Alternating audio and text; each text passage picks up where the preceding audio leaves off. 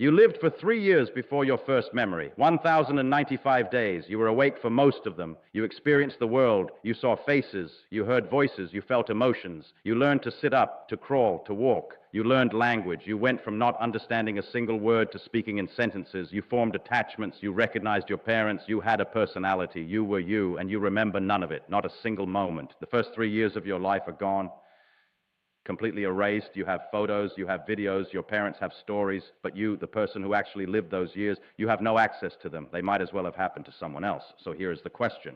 If you cannot remember the first 3 years of your life, were you even there? Are you the same person who lived those years? Or is that baby a stranger whose body you inherited?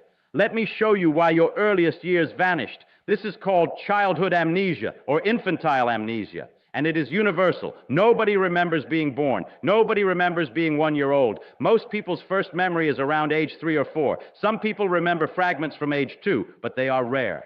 And even those memories are suspect. They might be reconstructed from photos or stories your parents told you. You think you remember your second birthday party, but do you actually remember the event? Or do you remember the photo of the event? Or do you remember your mother describing the event?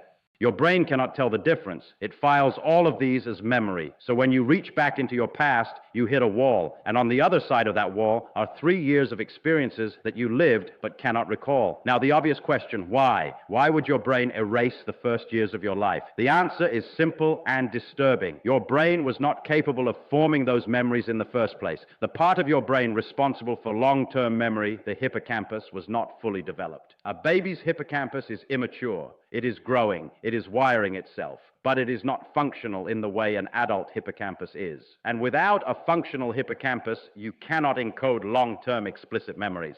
Explicit memory is the kind of memory you can consciously recall, the memory of an event, a moment, a conversation. This is what most people mean when they say memory, and babies do not have it. But wait, babies clearly learn. They recognize faces. They respond to their names. They remember that the stove is hot. They remember words. So they must have some kind of memory, right? Yes, but it is a different kind. It is called implicit memory. Implicit memory is unconscious. It is the memory of skills, habits, associations. You do not remember learning to walk, but you can walk. You do not remember learning your native language, but you speak it fluently. That knowledge is stored in your brain, but it is not stored as a recallable event.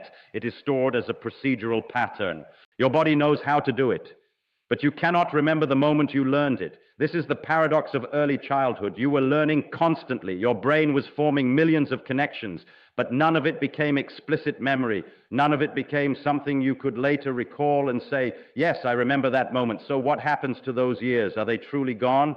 Or are they buried somewhere deep in your brain, inaccessible but still there? The evidence suggests they are gone, not buried, erased, because they were never written in the first place. Think of it like this. Your brain is a hard drive, but in the first 3 years, the write function was disabled. Data was coming in. Your senses were recording everything, but none of it was being saved to long-term storage. It was processed in the moment and then discarded. So those experiences are not hidden in some locked folder. They never made it onto the hard drive. They are gone forever. Now, here is where it gets strange. Your first memory, that one moment that somehow broke through. For most people, it is around age 3 or 4, and it is often something emotional, a traumatic event, a moment of intense fear or joy. Why? Because emotion strengthens memory. The amygdala, the brain's fear and emotion center, was working before the hippocampus fully came online. So if something scared you or excited you enough, the emotional weight of the moment could force the immature hippocampus to encode it. Not perfectly, not completely, but enough that a fragment survived. And that fragment becomes your first memory. But notice something. It is not a complete memory. It is a snapshot, a flash. You remember the birthday cake, but not the hours before or after. You remember falling down the stairs, but not the context. First memories are isolated islands in a sea of nothing. And here is the disturbing part. You cannot verify them. You cannot go back and check if your first memory is real, because nobody else was inside your head at the time. Your parents can tell you what happened, but they cannot tell you what you experienced. So your first memory might be accurate, or it might be a reconstruction. Your brain filling in gaps with information from photos, stories, imagination. And once the false memory is in place, it feels just as real as a true memory. This is what we talked about with déjà vu. Your brain does not distinguish between real and false memories. They are processed the same way, stored the same way, recalled the same way. The only difference is origin, and you have no way to verify the origin of your first memory.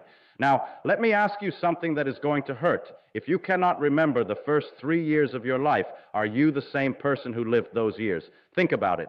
Identity is based on continuity of experience. You are you because you remember being you yesterday. You remember your past. You have a narrative, a story that connects your childhood to your present. But that story starts at age 3. Before that, nothing. So the baby in the photos, the toddler learning to walk, that is not you. Not in any experiential sense. You did not live those moments. You have no access to them. That baby is a stranger. You inherited their body. You inherited the skills they learned, but you did not inherit their experiences. They are gone, and with them, a version of you that no longer exists. This is the unsettling truth about memory and identity. You are not a continuous self. You are a chain of selves connected by memory. And when the memory breaks, the chain breaks. The baby you were is not connected to the person you are now. There is a gap, a void. 3 years of existence that happened but left no trace in your conscious experience. And if those 3 years can vanish, what else can vanish? How much of your childhood is real? How much is reconstructed? How much is fiction your brain created to maintain the illusion of continuity? Here is another thought. Your parents remember you as a baby. They have memories of those years. They remember your first steps, your first words, your personality. To them, you were fully present, fully real. But to you, that baby does not exist. You were there, but you were not recording. So from your perspective, you did not exist until age 3. But from their perspective, you existed from birth. Who is right? The answer is both. And neither. Existence is observer dependent. You existed for them, but not for you. And this tells you something profound about consciousness. It is not binary. It is not on or off. It is gradual. A baby is conscious in some sense. They experience the world. They feel pain.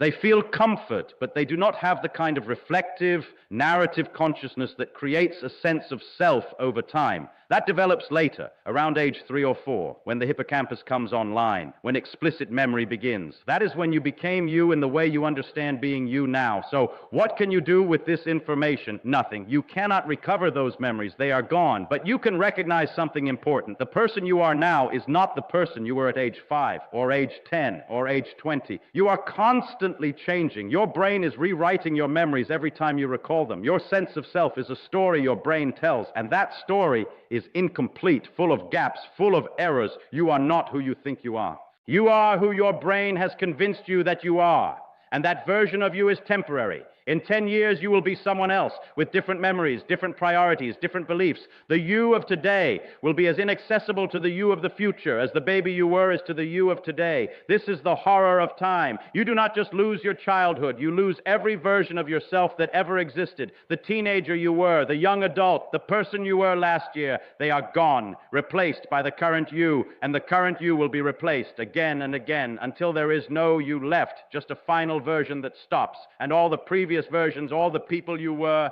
they vanish into nothing. No record, no memory, just gone. So when you look at baby photos and feel nothing, do not be disturbed. That is the correct response, because that baby is not you. It is someone who lived in your body before you existed, and one day someone else will live in your body after you are gone. And they will look at photos of you and feel nothing, because you will be a stranger to them too. Welcome to consciousness. You are temporary, and most of you is already gone.